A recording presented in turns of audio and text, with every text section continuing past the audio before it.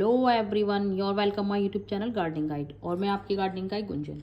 आज मैं अपनी वीडियो में आपसे बात करूंगी इस प्लांट के बारे में। ये है गुआवा। अमरूद की वैसे तो बहुत सारी वैरायटी होती हैं, पर पॉट में लगाने के लिए ये थाईलैंड गुआवा वैरायटी है। ये पॉट में लगाने के लिए बेस्ट वैरायटी होती है। इसे 1 kg गुआवा भी कहते हैं।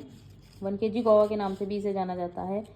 और ये बहुत ही ट्रॉपिकल वैरायटी है गुआवा की। इसका जो फल होता है वो बहुत ही बड़ा होता है और मीठा होता है।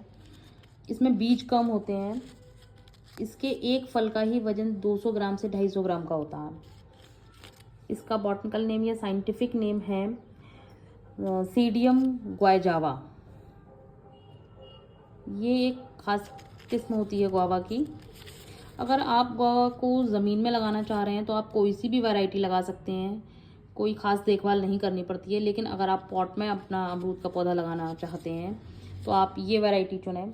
ये पॉट में बहुत ही अच्छे से ग्रोथ करती है।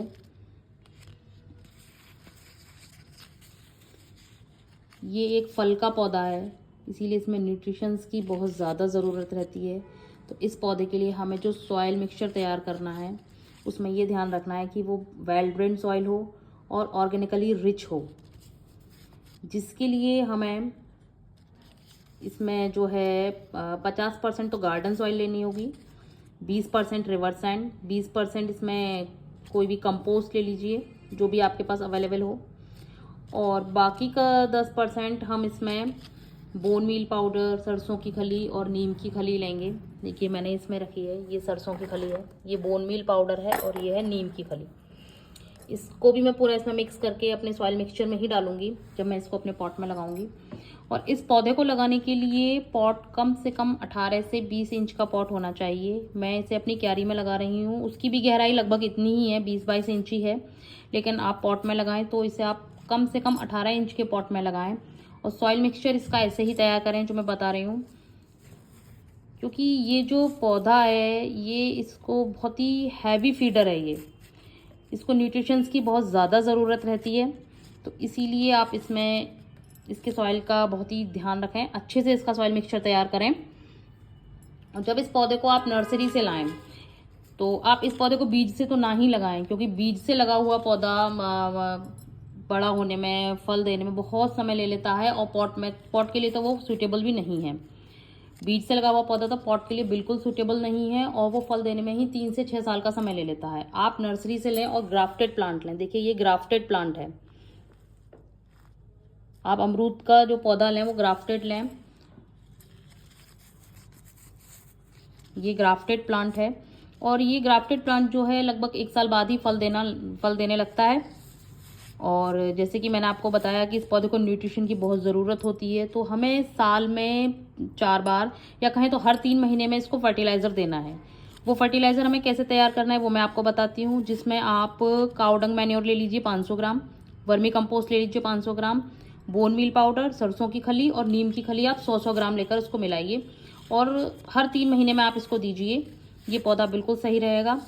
इस पौधे में एक डिजीज़ हो जाती है जिसको नेमाटोड्स कहते हैं। नेमाटोड्स नाम की डिजीज इसकी जड़ में होती है, वो इसकी रूट को ख़राब कर देती है। इसके जितने भी न्यूट्रिशंस होते हैं वो प्लांट तक पहुंचने ही नहीं देती है। पौधा हरा भरा एकदम सूख जाता है, ख़राब हो जाता है, पौधा मर जाता है। उससे बचने के लिए आप इसमें एक काम कर सकते हैं कि आप इसमें एक गेंदे का पौधा लगा दीजिए। गेंदे का पौधा लगाने से जो इसके नेमाटोड्स होते हैं बिल्कुल ख़त्म हो जाते हैं।